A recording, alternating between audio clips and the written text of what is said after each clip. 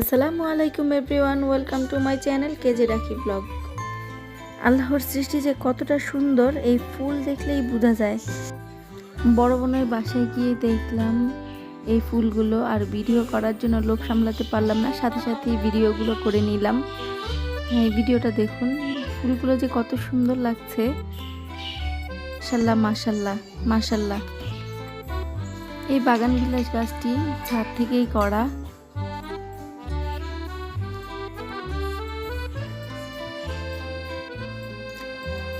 Video চলছিল, ফুল দেখে আর লোভ সামলাতে না পেরে অনেকগুলোই ভিডিও করলাম ফুলের।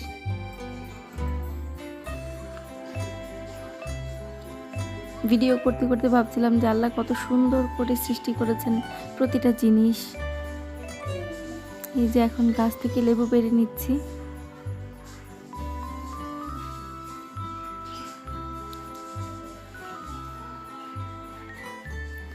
আসলে লেবু গাছ বলেন, যেই গাছই বলেন না কেন, যদি ছাদে বোনা হয় দরকারের সময় অনেক কাজে লাগে। যেমন আমি এই লেবু গাছটা বুনেছিলাম, আমার দরকারে আমি এই লেবুটা ছিঁড়ে নিচ্ছি, যখন খুশি তখন পারা যায় থাকলে।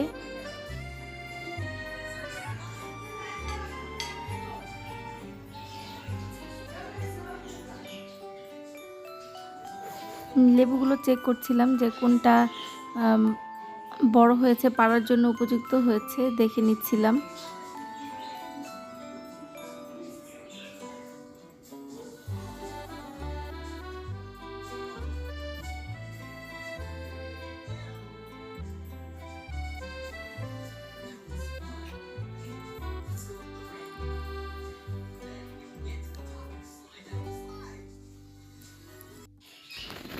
মাশাআল্লাহ, টমেটো গাছে অনেক টমেটো হয়েছে। তবে আমি একটা ভুল করে ফেলেছি, টমেটো গাছগুলোতে মাচা দেওয়া দরকার ছিল। মাচা বলে না কি বলে এটাকে, ওই যে গাছ আটকানোর জন্য, বেঁধে রাখার জন্য, এই এই ভুলটা আমি করে ফেলেছি। এটা দিতে হবে। আর এই যে বেগুন গাছগুলো এইভাবে কেটে দিচ্ছি মাথাগুলো, যেন বেগুনের গাছটা ঝোপালো হয়। আর এইভাবে করলে বেগুন গাছে প্রচুর বেগুন পাওয়া যাবে।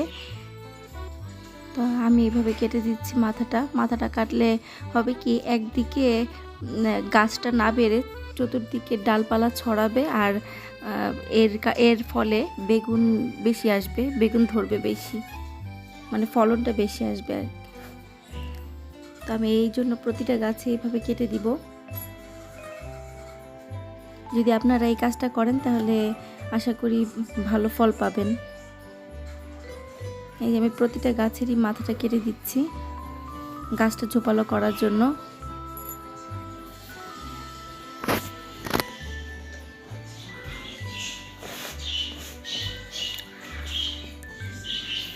আর এইভাবে করে দেওয়ার ফলে গাছটা ঝোপালো হবে, আর প্রতিটা ডালে ডালে বেগুন আসবে, ফুল আসবে, বেগুন হবে আশা করি।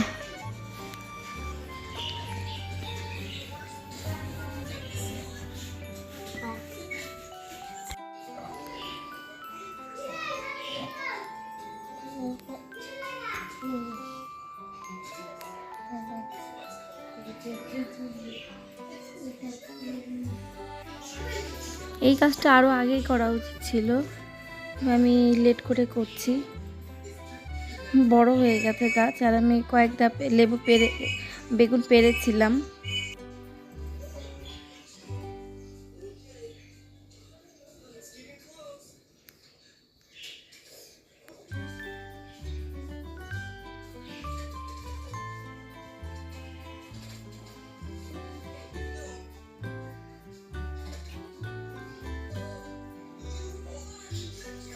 গাছটা কাটতে মায়া লাগছিল, তারপরে কেটে দিচ্ছি, কিছু করার নাই, আরও আগে কাটার দরকার ছিল।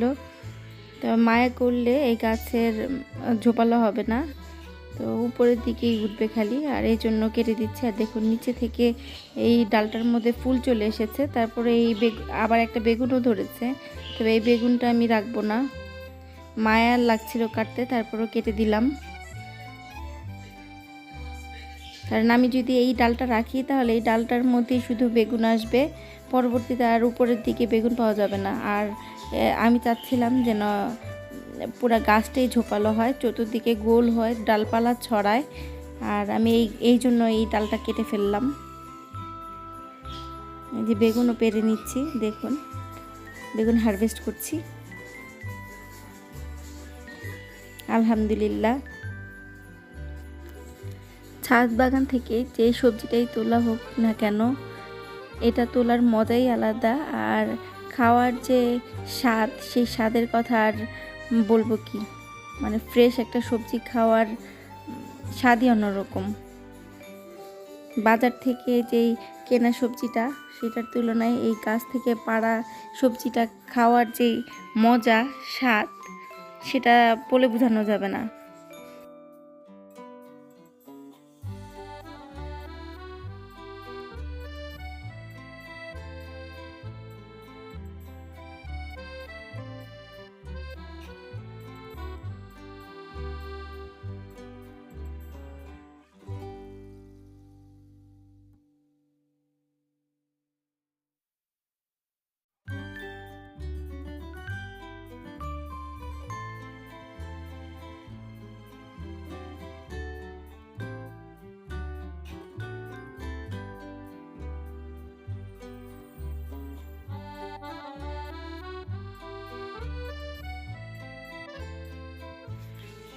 এইভাবে ধাপে ধাপে আমি প্রত্যেকটা গাছই কেটে নিচ্ছি, গাছের আগাগুলো কেটে নিব এইভাবে।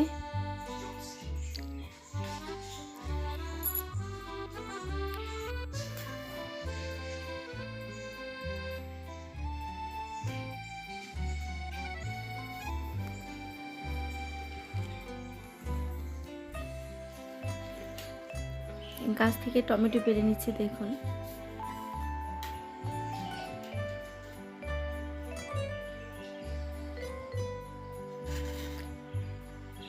প্রতিটা গাছের আমি নিচ থেকে এই ডালগুলো কেটে দিচ্ছি।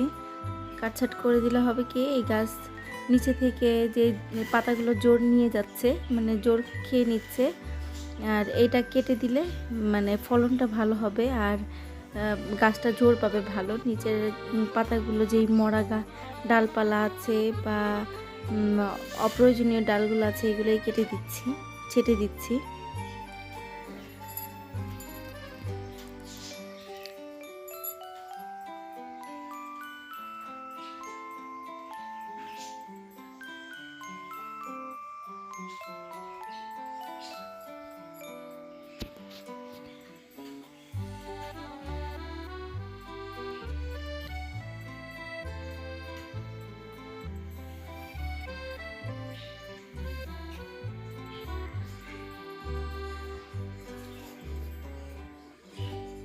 আর এই যে দেখুন, লাউ গাছটা সেদিন কেটে দিয়েছিলাম, আর এই যে এখন লাউ আসছে, লাউয়ের কুড়ি আসছে ছোট ছোট।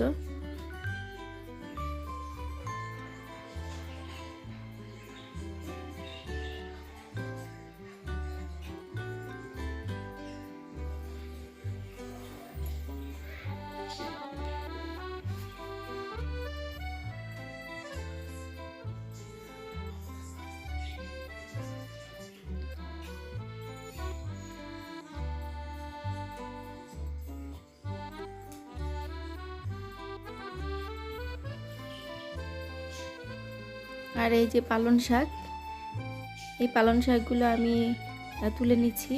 আমি এমনিতেই খাচ্ছি না, আমি এগুলো আমি ঘরে যে পাখিটা পালি, পাখিদেরকে খাওয়াবো বলে তুলে নিচ্ছি।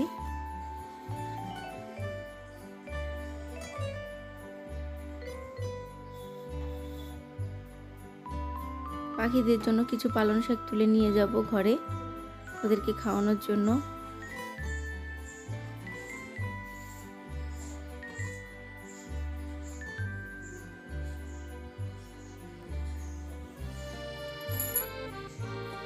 আর এই পালং শাকের সাথে এই যে একটা টমেটো চারা হয়েছে, এই টমেটো চারাটা আলাদা করে বুনে দিতে হবে। আর এখন আপাতত তুলছি না, এটা যখন বড় হবে আর একটু, তখন বুনে দিব। এখন আপাতত বড় হোক।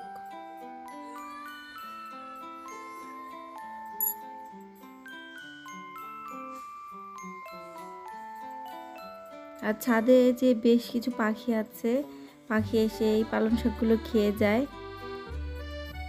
দেখুন এইগুলো তুললাম আজ, বেগুন, টমেটো, লেবু,